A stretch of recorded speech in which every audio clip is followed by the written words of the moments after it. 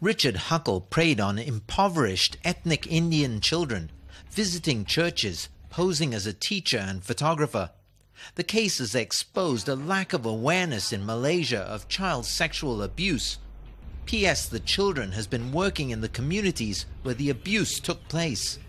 The attitude is much of denial and blaming the victims for what has happened.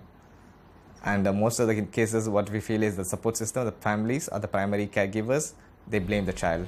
They think it's not my child, it could be another child in the community.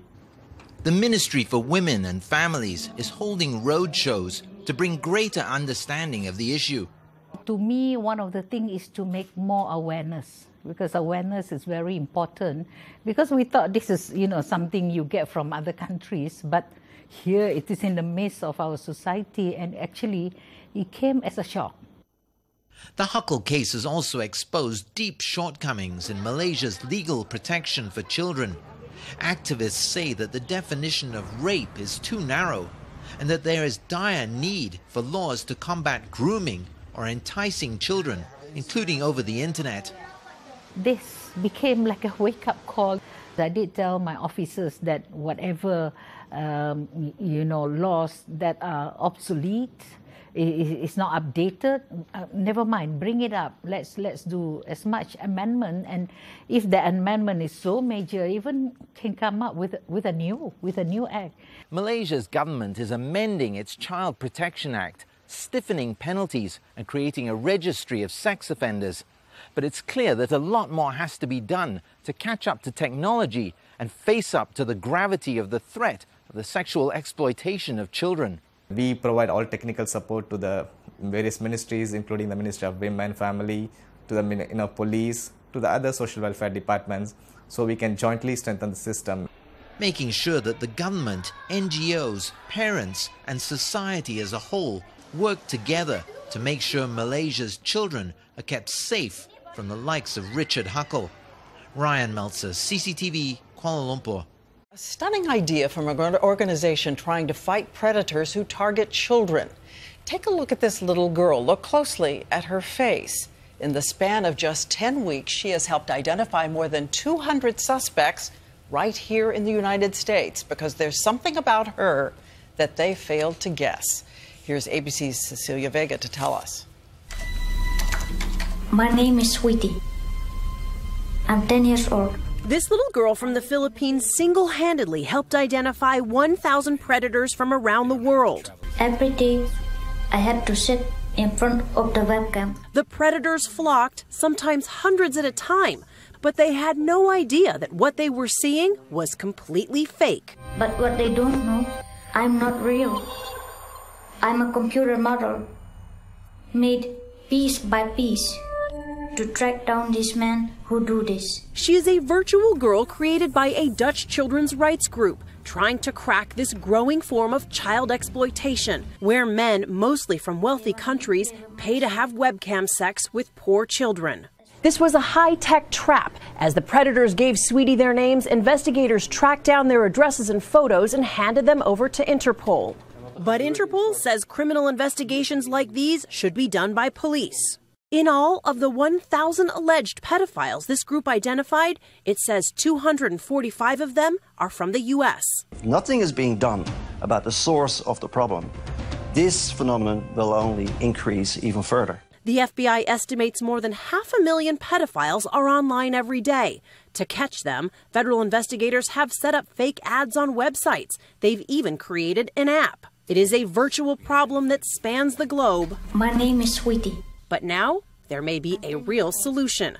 Cecilia Vega, ABC News, Los Angeles. But not every helping hand is offered out of simple goodwill. As police shake up their battle against child prostitution, offenders have swerved off the commercial path and are turning towards charities, where they provide children with help and support, giving them the perfect cover to slowly draw them into their web of deceit. The process of luring a victim into a sexual relationship and clandestinely maintaining it is known as grooming.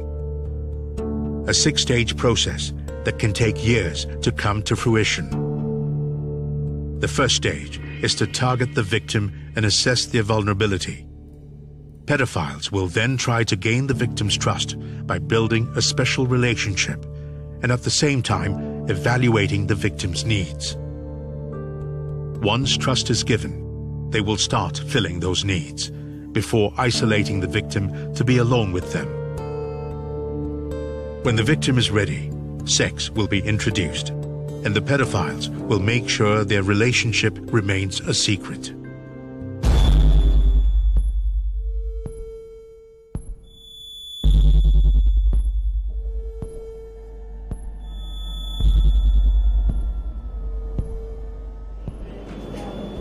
With a social worker from Apple, our team traveled to visit a young victim of child sexual exploitation.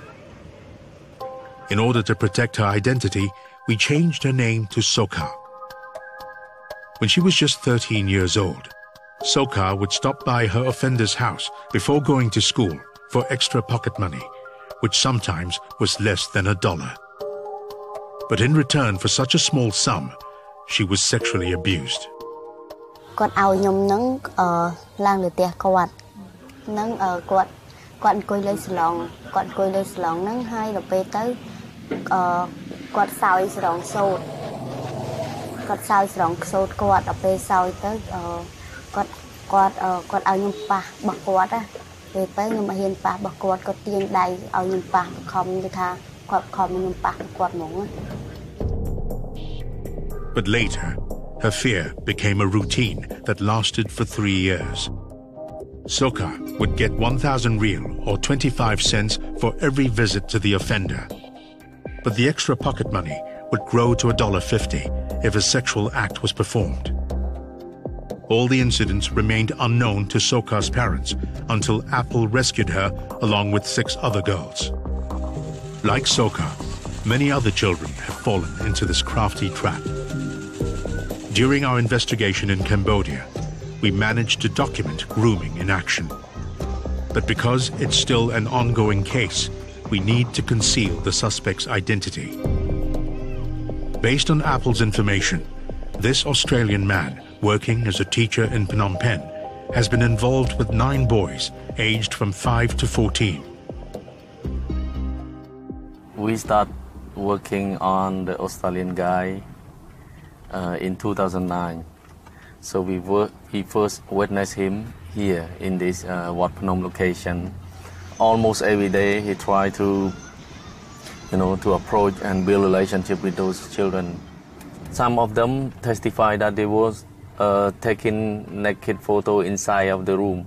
But some boys told that he often, shower for those boys inside the room and clean their body and, untie their bodies like that. The suspect is believed to have produced child pornography while grooming the children and their families. He lavishes them with food, toys, a monthly allowance, accommodation, and even trips to their hometown.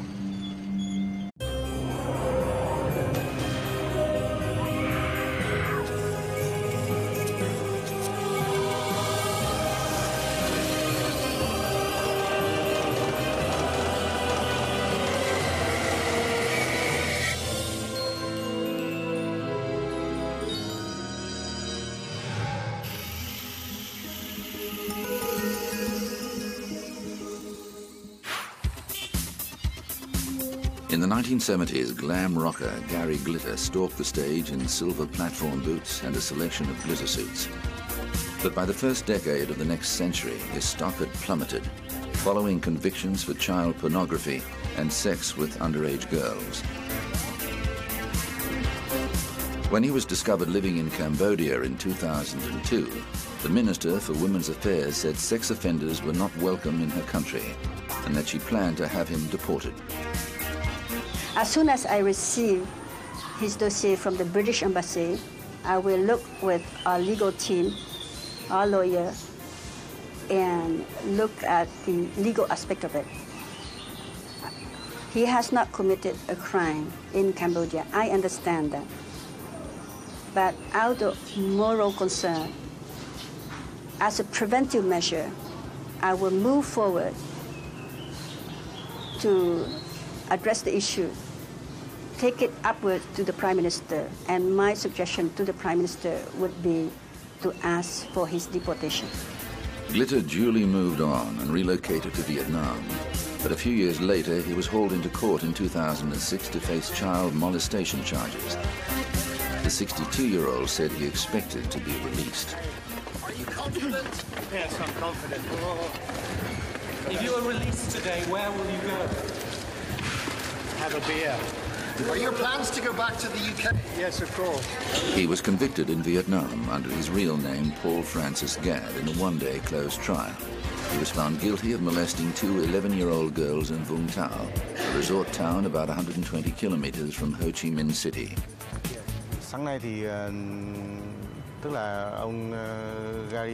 This morning, Gary Glitter gave out 3 points for his defense. The first point, he said, that it is a conspiracy of the media working with so-called victims to get him. The second point was about evidence that the provincial court of Vung Tau used to accuse him. The third point, he said, he had nothing to do with the accusation of child sex abuse and that he was innocent. Throughout the reading of the decision, Glitter, dressed in black, stood facing the judge with his hands behind his back. He occasionally shook his head over the description of the evidence and the charges against him. At a press briefing after the hearing, a court official said the court considered evidence from Cambodia that Glitter had sexually molested children there, as well as his conviction in his home country of Britain of storing pornographic pictures of children on his personal computer. Glitter was convicted in Britain in 1999 of possessing child pornography and served half of a 4-month jail term. The charges were laid after a computer technician discovered more than 4,000 prohibited images on a computer Glitter had sent in for repair. The judge said the photos were filthy and revolting, and of the worst possible type. Glitter was also placed on the British Sex Offenders Register, but the rocker was cleared of separate charges that he assaulted a teenage fan in the 1970s. Vietnamese officials said that they had no doubt the conviction was fair. In a combination of the statement of the victims, witnesses, and investigation process, the investigative police proposed to sentence him for child molesting, and that is absolutely a right decision. Although Glitter maintained his innocence and accused British tabloid newspapers of conspiring against him, he paid $2,000 compensation to the two girls and their families. Glitter is due for release shortly and is likely to be deported from Vietnam after he leaves jail. Photographers swarm around Christopher Neal as he's led from a police vehicle to Bangkok Police Headquarters. Suspected of sexually abusing boys, Neal wore a shirt over his head while being escorted by officers past the media. He later briefly sat at a news conference wearing sunglasses but had nothing to say before police led him away. Neal was arrested in northern Thailand one day after police issued an arrest warrant for him. So at 11 o'clock this morning, the police can charge to the house he rented with his friend and arrest him. And after that, take him here to see him and make some further investigation. Investigators say Neal had been hiding with a friend who's believed to have arranged some of his alleged liaisons with boys. Well, he didn't say anything. The first question we asked him that you are Mr. Christopher Paul, and the police got the right answer that yes, I am. But he didn't say anything what he doing. Neal was found after an unusual public appeal by Interpol. The agency released reconstructed internet photos of a man said to be abusing Asian boys. That led to hundreds of tips. I think the message is very clear here that international police cooperation is good. It worked very well in this case. It was highly successful in this case, and we look forward to similar cases in the future. It's expected Neal will be extradited back to Canada, where he had been a school teacher after being prosecuted in Thailand. Neal had also taught at various schools in Asia. Tim McGuire, The Associated Press. Fight! Fight me now! Come on! Back Muay Thai!